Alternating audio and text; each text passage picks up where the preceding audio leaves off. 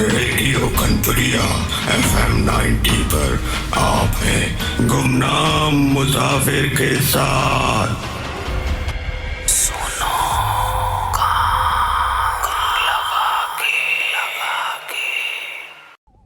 मैं प्रिया।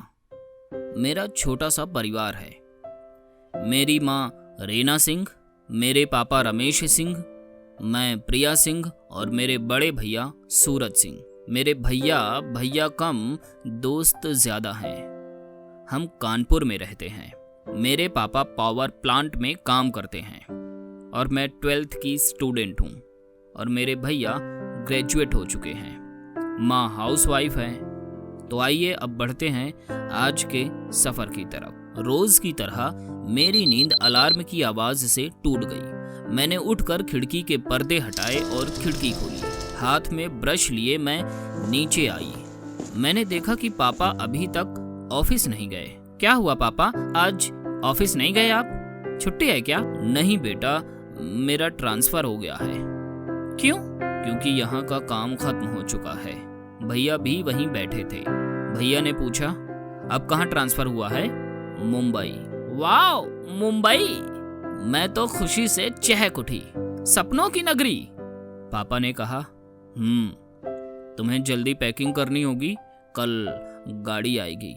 आज स्कूल से सारे कागज लाने होंगे, जल्दी तैयार हो जाओ। जी पापा। हम दोनों स्कूल गए और सारे कागजी काम करके वापस आ गए। पैकिंग करते करते रात हो गई थी और हमारी फ्लाइट अगले दिन थी, तो हम जल्दी सो गए। अगली सुबह जल्दी उठकर तैयार हो गए। मैं तो बहुत खुश थी। मुझे नए दोस्त बनाने का मौका मिलेगा। मैं पहली बार एरोप्लेन में सफर करने वाली थी। हम गाड़ी में बैठकर एयरपोर्ट के लिए रवाना हुए। फ्लाइट 12 बजे की थी और अभी 11 बजे हुए थे। हम बैठे ही थे कि मैंने मम्मी को पापा से बात करते हुए सुना। सुनो, क्या हमें फिर से वहाँ जाना चाहिए? हमारे पास और कोई चारा भी तो नहीं है। सब ठीक होगा, तुम चिंता मत करो, बच्चे बड़े हो चुके हैं। मैंने उनकी बात पर ध्यान नहीं दिया। हमारी फ्लाइट आई और हम रवाना हो गए। 6 घंटे के सफ़र के बाद शाम 7 बजे सांता क्रूज एयरपोर्ट से बाहर निकले। हमें लेने के लिए एक गाड़ी आई थी। ड्राइवर ने हमें हमारे बिल्डिंग तक पहुंचा दिया। वो 5 मंजिला इमारत थी और हमारा अपार्टमेंट 3रे फ्लोर पर था। मैं और भाई खुशी से दौड़कर घर देखने पहुंचे। घर बहुत सुंदर और बहुत बड़ा था। वहां पहले से ही सारी सुविधाएं थी। रात बहुत हो गई थी, इसलिए ड्राइवर बाहर से खाना ले आया और हम सब खाकर सो गए। अचानक मेरी नींद किसी के फुसफुसाने से खुली। मैंने फोन पर देखा तो रात के 2 बज रहे थे। मैं कमरे से बाहर आई ये पता लगाने के लिए कि आवाज कहां से आ रही है, लेकिन मुझे कोई नजर नहीं आया। मैं वापस अपने कमरे में आ गई। भैया सो रहे थे। खिड़की खुली हुई थी तो मैं बाहर की तरफ देखने लगी और मैंने जो देखा उसे देखकर मेरी आंखों पर विश्वास नहीं हुआ। सड़कें लाल रंग से भरी हुई थी, जैसे खून हो। रास्तों की लाइट जैसे बार बार बंद चालू होकर मुझे चिल्ला कर ये कह रही हो कि दफा हो जाओ यहाँ से। कुछ कुत्ते मुझे देखकर भौंके जा रहे थे और सामने गार्डन में झूले अपने आप झूल रहे थे। मैं पसीने से लथपथ हो गई। मैंने डर के मारे खिड़की बंद कर दी। तभी मेरे पीछे से किसी के गुनगुनाने की आवाज आई और मैंने पीछे मुड़कर देखा तो सिर्फ भैया सो रहे थे। मैंने आवाज पर ध्यान दिया तो पाया कि वो आवाज मेरे पापा की थी। मैं रूम से बाहर निकली। बाहर हॉल में टीवी चल रहा था और पापा हाथ में छोटी बच्ची के लिए गुनगुना रहे थे, पर माँ वहां नहीं थी। और एक भारी आवाज वहां पर गूंजी। तू फिर इस मनहूस बच्ची के साथ खेल रहा है? इसमें बच्ची का क्या दोष है? वो बच्ची रोने लगी और जोर जोर से रोने लगी। धीरे धीरे रोते रोते इतनी जोर जोर से रोने लगी कि उसकी तेज आवाज सहन नहीं हो रही थी। मुझे चेहरे पर कुछ गीला सा महसूस हुआ। मैंने आंखें खोली तो मेरे भैया मेरे सामने खड़े थे। बोले, तो यहाँ क्यों सो रही है? भैया, मैंने कुछ अजीब देखा। वो सब छोड़, नए कॉलेज में तेरा एडमिशन करवाना है, इसलिए जल्दी से तैयार हो जा। क्या करती है तू भी? भैया की बात सुनकर मैं तैयार होने चली गई। भैया के साथ कॉलेज पहुंची। कॉलेज बहुत ही बड़ा और सुंदर था। बहुत बड़ा बगीचा और बीचों बीच एक सुंदर फव्वारा था। मैं कॉलेज में दाखिल होती हूँ और अपने क्लास तक जाती हूँ। क्लास के सभी स्टूडेंट नए थे जिनसे मेरा अभी तक कोई परिचय नहीं हुआ था। तभी मेरे सामने एक लड़की उठकर खड़ी होती है और वो खुद से अपना परिचय देती है। मेरा नाम ममता है। मैं भी तुम्हारी तरह इस कॉलेज में नई आई हूँ। तुम मेरे साथ बैठ सकती हो। अभी सर क्लास के अंदर दाखिल होते ही होंगे। मैं उसके साथ एक डेस्क पर बैठ जाती हूँ। वो मुझसे पूछती है, तुम्हारा नाम क्या है? मैंने कहा, प्रिया सिंह। मेरे पापा का ट्रांसफर हुआ है। मेरे पापा पावर प्लांट में काम करते हैं, इसलिए मुझे इस नए कॉलेज में एडमिशन लेना पड़ा। वैसे ये मेरे लिए पूरी तरह से नई जगह है, लेकिन धीरे धीरे सब मालूम हो जाएगा। फिर मैंने पूछा, तुम्हारा घर कहाँ है? मेरा घर यहाँ से कुछ ही दूरी पर है। अगर हम पैदल जाएं तो करीब आधे घंटे की दूरी पर। मैंने कहा, ठीक है, मेरा घर यहाँ से 10 से 15 मिनट की दूरी पर है। तभी अखिलेश सर की क्लास में एंट्री होती है।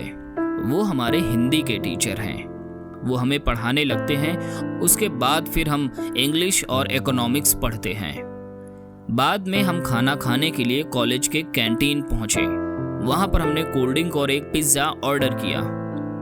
हम खाकर वॉशरूम की तरफ जाने लगे। वॉशरूम के कॉरिडोर के आखिर में बड़ी सी खिड़की है। मैं बिना कुछ सोचे समझे उस खिड़की की तरफ जाने लगी, जैसे मुझे कोई वहां पर आकर्षित कर रहा हो या फिर कोई मुझे अपने आप से बुला रहा हो। ममता भी मेरे पीछे पीछे आने लगी। ममता बोली, चलो क्लास में चलना है।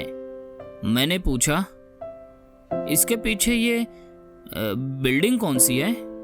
इसके आसपास कोई घर नहीं है? क्या ये कोई फैक्ट्री है? ममता ने कहा, मुझे अभी सिर्फ 2 दिन हुए हैं आए हुए और मैं इस खंडहर बिल्डिंग के बारे में कुछ नहीं जानती। मैंने कहा, तुम्हें पता है, कल रात को मैंने सपना देखा और मैंने ममता को उस रात के सपने के बारे में बताया। ममता ने कहा, इतना लंबा सफर तय करके आई हो, इसीलिए तुम्हें भ्रम हुआ होगा। ममता ने कहा, इतना लंबा सफर तय करके आई हो इसीलिए भ्रम हुआ होगा। मैंने कल ही 3 लड़कों को इस बिल्डिंग के अंदर जाते हुए देखा है। मैंने इतना ध्यान नहीं दिया, मैं अपना कॉलेज चली आई। थोड़ा बहुत सुना है कि काफी दिनों से खंडहर है, कोई आता जाता नहीं है, या फिर कोई डरावना कोई भूत वूत, मतलब ऐसा कहकर वो हंसने लगी। सच कहूं तो जैसा मैं इस बिल्डिंग को रोज देखती हूँ, मुझे तो कुछ नहीं लगता। यहाँ लड़के मस्ती करने के लिए जाते हैं, इसीलिए शायद इस तरह की अफवाह फैली हुई है। मैंने कहा, तुम सही कह रही हो शायद। और हम वहां से अपनी क्लास की ओर जाने लगे। तभी मुझे मेरे गर्दन पर ठंडी हवा महसूस होती है, लेकिन मैं उसे नजरअंदाज करके अपनी क्लास की ओर जाने लगती हूँ। कुछ देर बाद हमारी छुट्टी हो जाती है। मैं घर की तरफ जा रही होती हूँ। रास्ते से जाते वक्त एक खाली मैदान और दूसरी तरफ जंगल, और जंगल के पीछे वही टूटी फूटी बिल्डिंग। मैं उस बिल्डिंग को देखते हुए घर की तरफ जा रही थी। मेरी नजर बिल्डिंग की एक टूटी कांच की खिड़की पर गई। ऐसा लग रहा था जैसे कोई घूम रहा है वहां पर। मैंने खुद से सवाल किया कि भरी दोपहर को कोई इस खंडहर में क्यों आएगा? कोई गैर कानूनी काम होता होगा यहाँ पे? तभी अचानक दो बड़ी बड़ी आंखें मुझे गुस्से से घूरने लगी। खून से भरी वो लाल लाल आंखें जैसे कई रातों से सोई ना हो। मैं डर के मारे वहां से भाग आई। मैं हांफते हुए घर पहुंची। घर के अंदर सोफे पर काले कपड़ों में एक महिला बैठी थी। वही लाल आंखें। ये देखकर मैं पसीना पसीना हो गई। तभी माँ ने कहा, प्रिया जा नहा आ और कुछ खा ले। तभी वो काले कपड़ों वाली औरत कहती है, हाँ कुछ खा लो, थक गई होगी और कॉलेज से सीधा घर आया करो। इधर उधर ताका झांकी करना कोई अच्छी बात नहीं है। समझ गई ना प्रिया? उनकी ये बात सुनकर मैं बहुत डर गई। उनकी आवाज बहुत मीठी थी, किसी को सम्मोहित कर सकती थी। तभी माँ ने कहा, ये आंटी 2 घर छोड़ कर रहती हैं, हमारी पड़ोसन है, नमस्ते करो। मैं इतनी डरी हुई थी कि बिना कुछ कहे ही अंदर चली आई। लेकिन कुछ देर बाद जब मैं बाहर निकली तो मैंने देखा कि वो औरत वहां से जा चुकी थी। मैं अभी भी बहुत डरी हुई थी। मैं सोच रही थी कि ये औरत मुझसे पहले मेरे घर पर कैसे पहुंच गई। अभी 3 बज रहे थे। शाम होने को अभी 1 घंटा बाकी था। जैसे ही 4 बजे मैं अपनी सहेली के घर गई तो मैंने सारी बात ममता को बताई।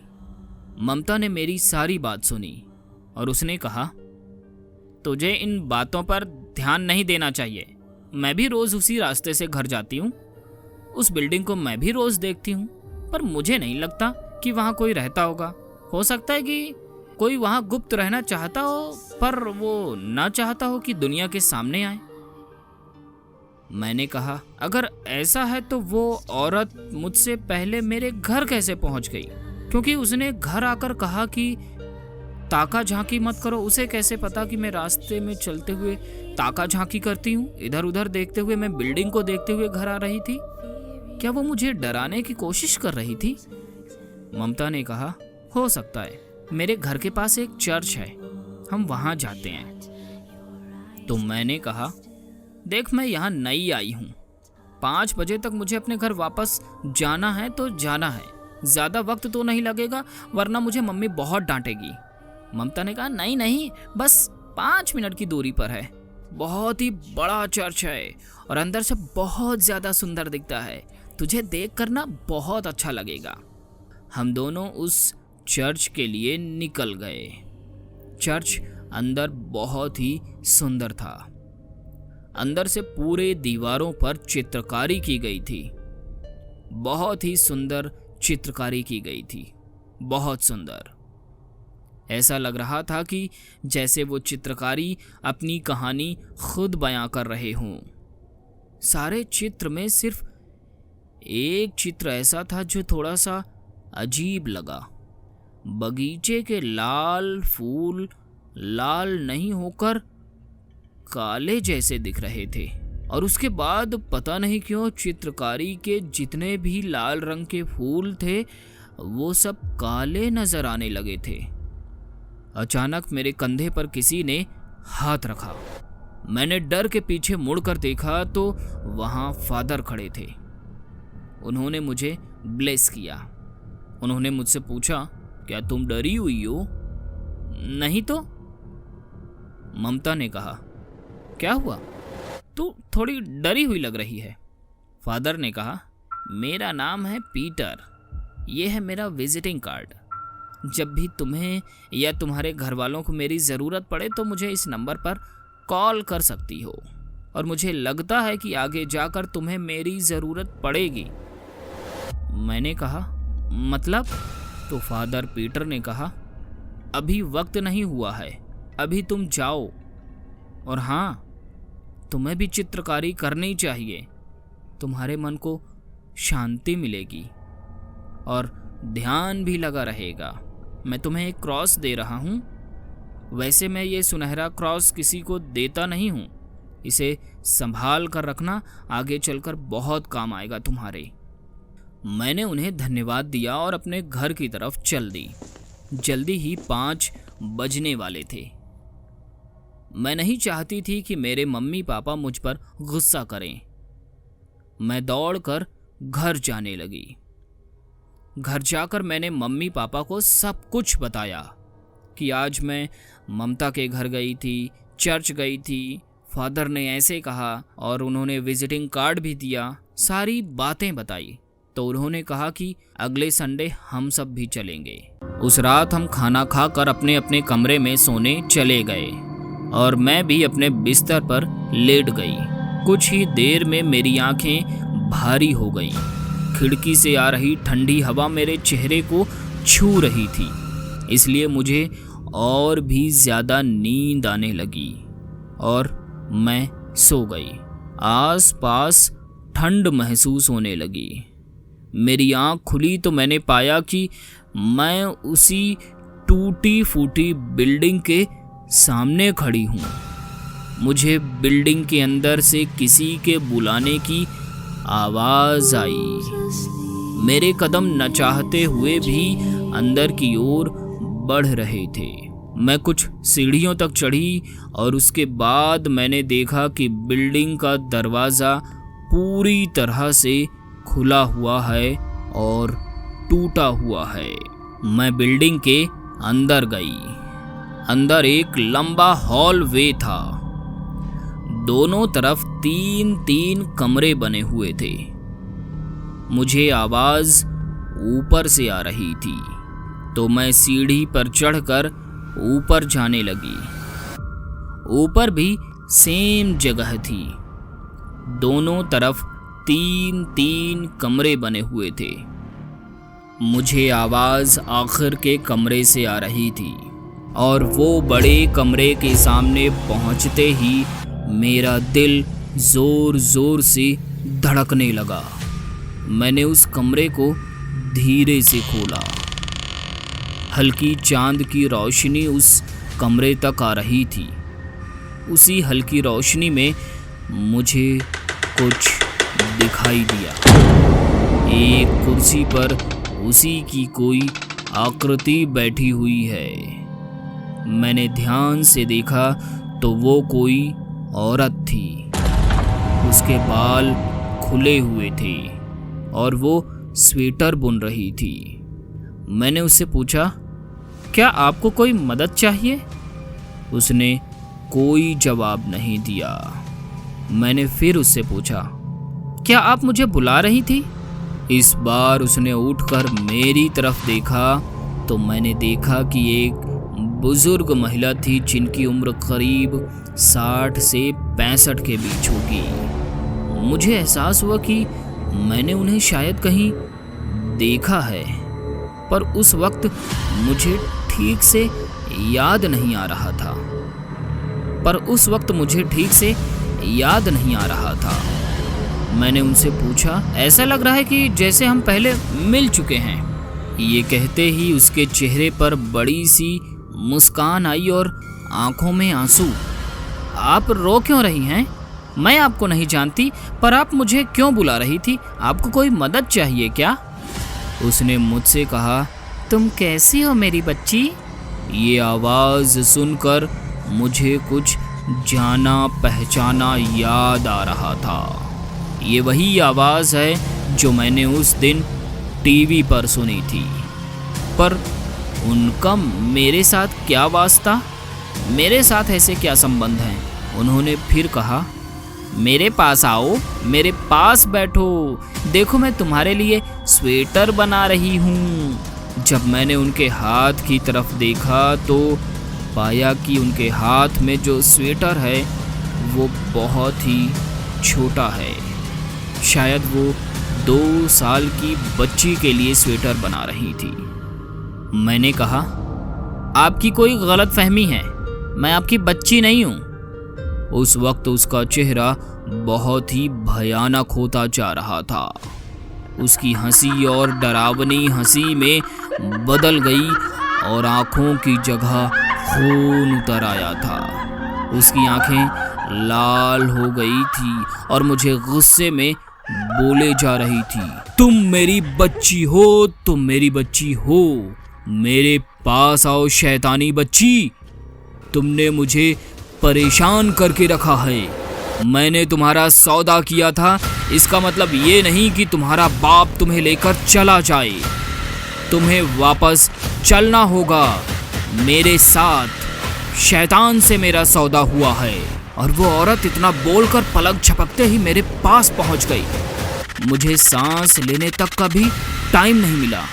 वो जिस हाथ से स्वेटर बुन रही थी उस हाथ से स्वेटर छूट गया और वो मेरा गला दबाने लगी। मैं तुम्हें मारूंगी नहीं, पर मुझे तुम चाहिए। और ये कहकर वो मेरा गला और जोर से दबाने लगी।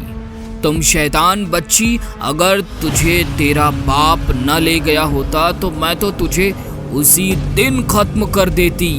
मैं उसे छोड़ने की गुहार लगाने लगी, अपना हाथ पैर छुड़ाने लगी। मेरी आंखों के सामने अंधेरा छाता जा रहा था और कुछ ही पल बाद मेरी आंखें बंद हो गई। मेरे चेहरे पर कुछ ठंडा पानी जैसा महसूस हुआ। मैंने धीरे धीरे आंख खोली तो देखा कि मेरे मम्मी पापा मेरी तरफ परेशान होकर देख रहे थे। तब मुझे एहसास हुआ कि ये तो सिर्फ एक भयानक सपना था। आप सुन रहे थे गुमनाम मुसाफिर, रेडियो कनपुरिया FM 90 पर। सुनो कान लगा के।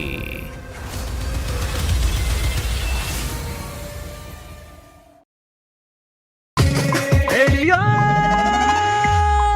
कनपुरिया 90.4 सुनो कान लगा के।